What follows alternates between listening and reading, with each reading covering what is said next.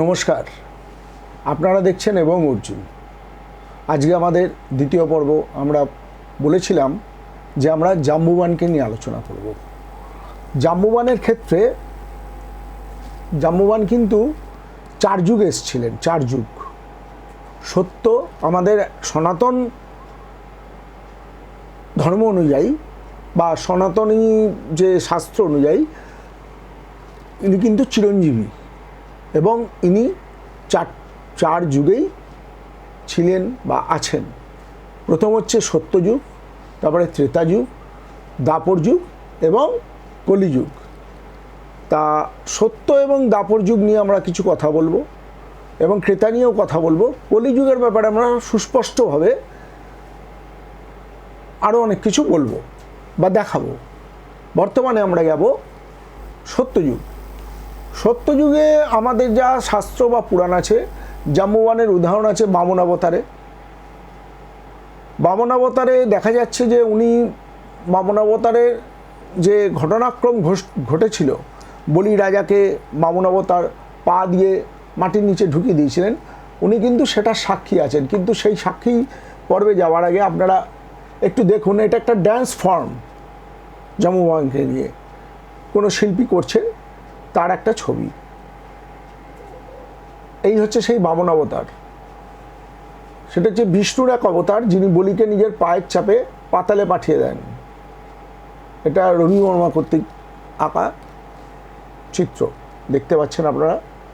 দ্বিতীয় জিনিস হচ্ছে, এটা হচ্ছে একটা হচ্ছে পিগমি মানব।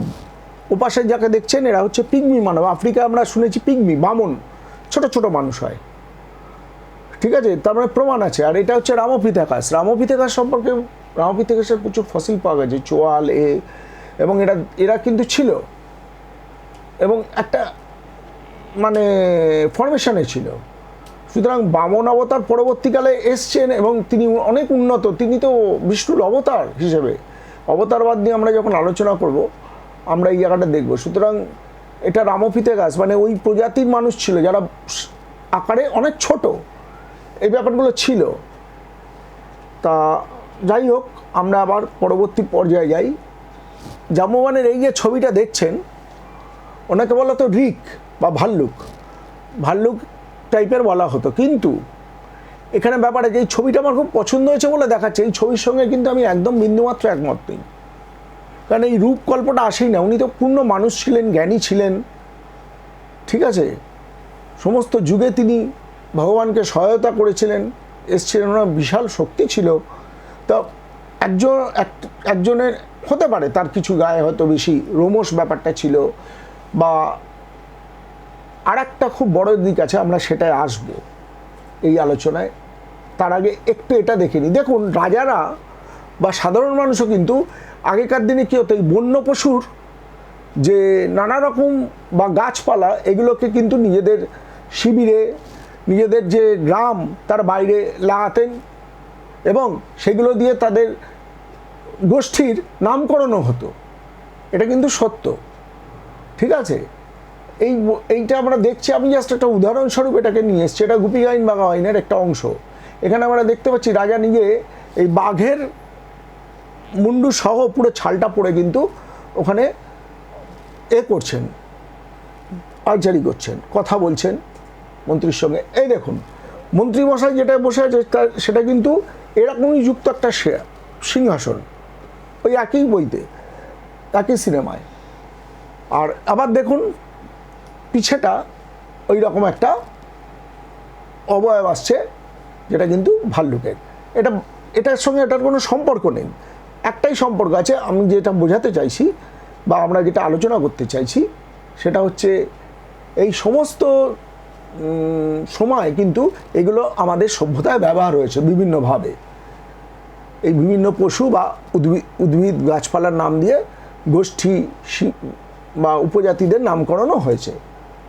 এই দেখুন, সিংহের একটা শিল্প, এটা কিন্তু এখনও আছে, আমাদের মেদিনীপুরেই আছে। সমস্ত সিং দিয়ে শিল্প হতো। এটা কিন্তু বিভিন্ন প্রজাতির মধ্যে, উপজাতির মধ্যে দেখা যায় আগেকার দিনে ওই সিংহে পরিহিত মুকুট পরতো বা যে কোনো জিনিস পরতো, মানে পশুর জিনিস ব্যবহার করতো, পশু দিয়ে নামকরণ হতো। যেমন একটি বিশেষ উদাহরণ আপনাদের দিই, আমরা দক্ষযজ্ঞের সময় দেখেছি সতীর দেহত্যাগের পরে শিব অসম্ভব ক্রোধিত হয়ে তাণ্ডব নৃত্য শুরু করেন এবং প্রজাপতি দক্ষ, যিনি একজন রাজা ছিলেন, তার মাথায় ছাগমুন্ডু পরিয়ে দেন। ছাগমুন্ডু মানে কি একটা মানুষকে কেটে থাকে ছাগলের মুন্ডু পরিয়ে দিয়েছে, তা কিন্তু নয়। মানে তার যে সামাজিক স্তর ছিল, সামাজিক যে উচ্চতা ছিল, তার থেকে তাকে ডিক্রিজ করে দেন। অর্থাৎ ছাগমুন্ডু মানে ছাগ জাতি হলে নামিয়ে দেন তাকে সেখানে ভগবান শিব। এই ব্যাপারটা কিন্তু হয়েছে। আর একটা এরকম উদাহরণ আছে, সেটা হচ্ছে আমাদের গণেশজি, তারও কিন্তু এরকম গণেশ বাবা, আমি আর কি বলবো, আপনারা বুঝতে পারছেন। সুতরাং এইটা কিন্তু ছিল, এগুলো নানা রকম তার পরবর্তী জেনারেশন এটাকে বই নিয়ে গেছে। যেমন রাজার ছেলে রাজা হয়, এটা একটা দিক, যেমন তেমনি এখানেও ধরুন কোনো উপজাতীয় সর্দার বা ইনি তো খুব বড় মাপের রাজা ছিলেন, এই প্রজাতির মধ্যে রাজা ছিলেন, যার জন্য অত সৈন্য নিয়ে এসেছিলেন উনি, আমাদের জাম্বুবাঞ্জি। তা যেহেতু রাজা ছিলেন এবং ওই রকম একটা চিহ্ন ওনারা ব্যবহার করতেন ওই জাতির, সেই হিসেবে গা রোমস হতে পারে বা ওই গুণ সম্পন্নতে অসম্ভব শক্তিশালী ছিলেন। তা বুদ্ধিমান, ধীর, স্থির, খুব সুন্দর, তা যা বর্ণনা পাওয়া যায়। তো উনি বামন অবতার মানে বহু যুগ আগেকার ব্যাপার, সেই সময় ছিলেন উনি। পরবর্তীকালে দেখা যাচ্ছে খুব ইন্টারেস্টিং একটা জায়গায় আমরা এসে পৌঁছবো এবার জাম্বুবাঞ্জিকে নিয়ে, সেটা হচ্ছে ওই সত্যযুগেই, কিন্তু আমরা কিন্তু ছাড়িনি যুগ, সত্যযুগেই আছি। এটা নিয়ে আমরা কিছু কথা বলবো। আমরা মোটামুটি দেখতে পাচ্ছি উনি যেটা করেছিলেন সেটা কিন্তু বামন অবতার সময় বামন দেবকে, মানে ভগবান বিষ্ণুর যে অবতার, তাকে 21 বার প্রদক্ষিণ করেছিলেন, এটা আমরা পাই। আমরা এই পরবর্তী আর একটা সত্যযুগের বড় ঘটনা সমুদ্র মন্থন। আমরা সমুদ্র মন্থনের দিকে একটু তাকাই। সমুদ্র মন্থন ব্যাপারটা হচ্ছে দেবতা, আপনারা জানেন, তাও বলি, দেবতা এবং অসুর দুপক্ষ কিন্তু পরস্পরের যুযুমান পক্ষ ছিল। এই দেবতা এবং অসুররা একবার সম্মিলিতভাবে স্থির করেন যে তারা সমুদ্রকে মন্থন করবেন। এখন মন্থন অনেকভাবে বোঝা যায়। আমাদের এখানে যেটা রয়েছে, কুর্ম এসে রইলেন, আমাদের যেটা রয়েছে, তারপরে মেরু পর্বত ছিলেন, বাসুকী নাগ এসে তার রশি হলেন, এবং একদিকে দেবতা রইলেন, একদিকে অসুররা রইলেন। এবারে ওটাকে মন্থন ঘোরানো হলো, এরকম একটা ব্যাপার আছে। তা এটাকে যদি আমরা একটু, এবং এমনও কথিত আছে যে একবার দেবতারা যখন ছিলেন না, জাম্বুবান একাই এ পাশটা ধরেছেন, দেবতাদের দিকটা, ওদিকটা অসুর টেনেছেন। ঠিক হয়েছিল যা বেরোবে সাগর মন্থন করে, সেটা দেবতা অসুর বরাবর নেওয়া হবে। এখন আমরা একটু অন্যভাবে এই সাগর মন্থন বিষয়টা কি, ব্যাপারটা কি, আমরা যদি সাধারণভাবে দেখুন, ভগবান করেছেন ইত্যাদি ইত্যাদি এরকমভাবে ধরলেন। আমরা যদি এই ব্যাপারটা লজিক্যালি দেখি, আমাদের শাস্ত্রের মধ্যে কিন্তু, কারণ স্বয়ং রবীন্দ্রনাথ বলে গেছেন আমাদের পুরাণগুলি হচ্ছে আমাদের জাতীয় ইতিহাস। তো একটু যদি অন্যভাবে দেখি, আমরা একটু সাহায্য নিই তথ্যের। এখানে আমরা দেখি সাগর মন্থন থেকে কী কী বেরিয়েছিল। প্রথম কথা হচ্ছে বেরিয়েছিল হচ্ছে ঐরাবত। ঐরাবত মানে সাদা হাতি, যেটা ইন্দ্র নিয়েছিলেন, ইন্দ্রের হাতি বলা হয় ঐরাবতকে, পাওয়া গেছিল। দ্বিতীয় পাওয়া গেছিল কামধেনু গাই। তৃতীয় এসেছিলেন মাতা লক্ষ্মী। চতুর্থ এসেছিলেন ধন্বন্তরী। আরও এসেছিলেন অপ্সরা, এসেছিলেন উর্বশী, তারপরে আপনার মদ।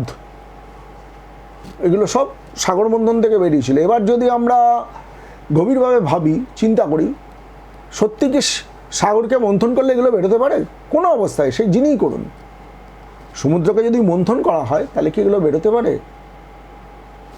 আপনি যদি বলেন না ভগবান সব পারে, তাহলে আলাদা। ভগবান তো সব পারেনি, ওনার ইচ্ছায় সব কিছু হয়, জগৎ চলছে। কিন্তু সাধারণভাবে দেখতে গেলে এরকম ঘটনাটা একটু অন্যভাবে আমরা যদি দেখি, আমার মনে হয় সেটা বেশি সুন্দর হবে, যুক্তিগ্রাহ্য হবে। ব্যাপারটা হচ্ছে দেবতা এবং অসুর যে সময়কার কথা, সেই সময় আমাদের সভ্যতার অন্য অংশগুলো কিন্তু খুব একটা বিকাশ হয়নি। আমরা এরকম ভাবতেই পারি দেবতা আর অসুর মিলে ঠিক করেন সমুদ্রের ওপারে কি আছে দেখব, এখান থেকে সমুদ্রটাকে কিছুটা এগিয়ে গিয়ে দেখব সমুদ্রের মধ্যে কি আছে দেখব, অর্থাৎ এক্সপ্লোরেশন অফ সি।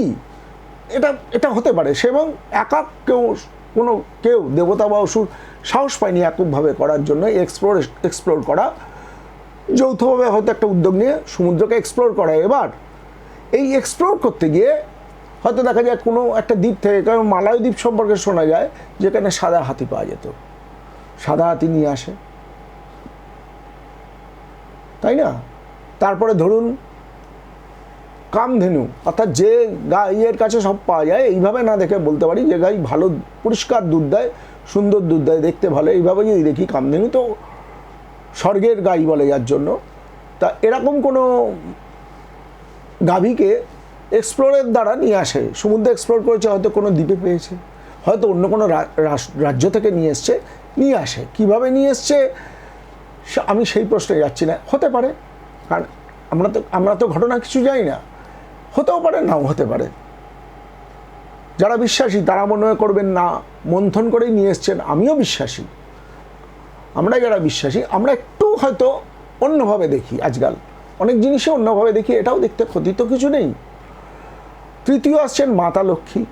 মাতা লক্ষ্মীর ক্ষেত্রে একটা অদ্ভুত ব্যাপার, দেখুন আমরা যারা বিশেষ করে বাংলায় থাকি বা বাইরে থাকি, বাইরে যারা থাকেন তারাও দেখবেন মাতা লক্ষ্মীর অষ্টলক্ষ্মী বলা হয়।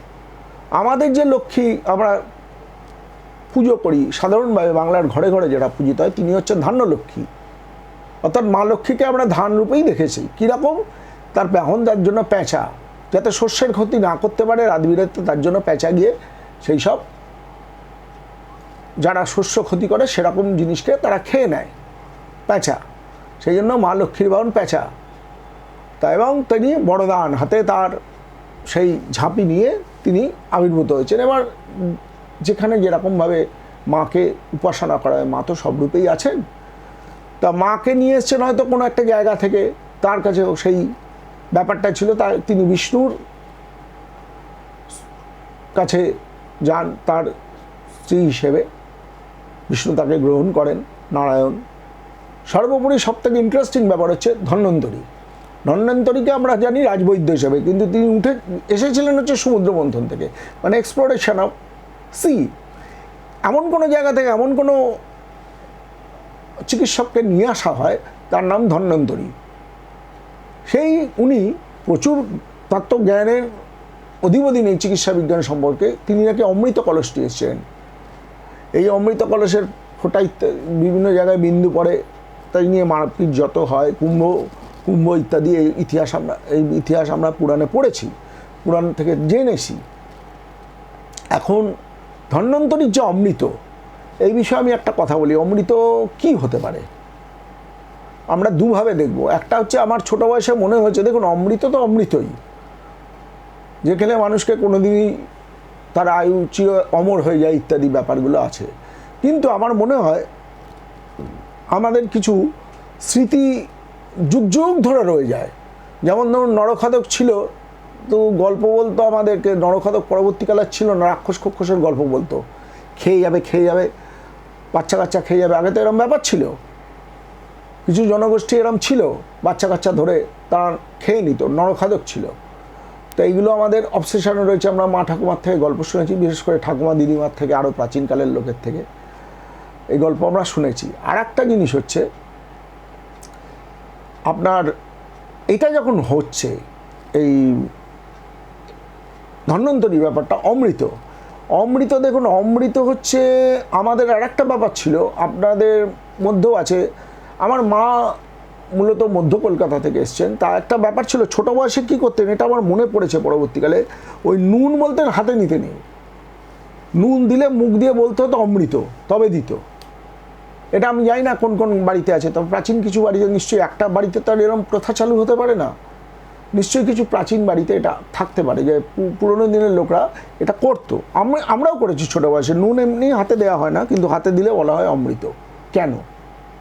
সেই সুপ্রাচীন কাল থেকে কি আমরা কোনো স্মৃতি বহন করে আসছি? আমরা তো বহন করে আসি, সেটা এইভাবে রেখে দেওয়া হয়েছে আমাদের স্মৃতিপটে কোনো একটা কিছু উচ্চারণের মধ্যে দিয়ে। লবণ কিন্তু আমরা পেয়েছি সমুদ্র থেকেই,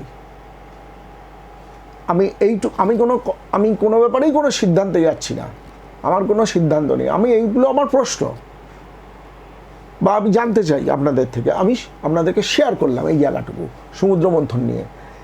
এই হচ্ছে বিষয়বস্তু। আর ওষুধপত্রের ব্যাপারে ধর্মনন্দিত ছিলেন। এবার আসুন আমরা একটু যাই। এই আর একটা হচ্ছে মন্থন প্রক্রিয়া।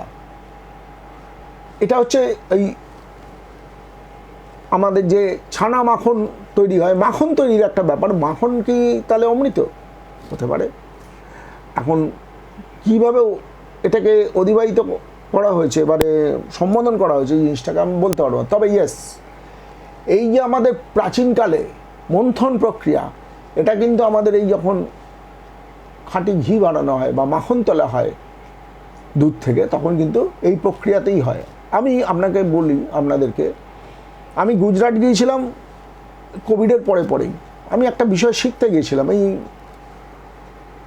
গোবর নিয়ে কী কী কাজ করা যায়, কী কী জিনিস তৈরি করা যায়, ওরা ওখানে শেখায়।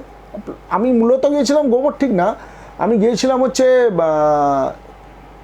সিমেন্ট, এই আপনার সিমেন্ট, এমন সিমেন্ট যেটা দিয়ে কোনো দূষণ ছড়ায় না, এই ব্যাপারে টেকনোলজি যেটা, সেটা আমি শিখতে গেছিলাম।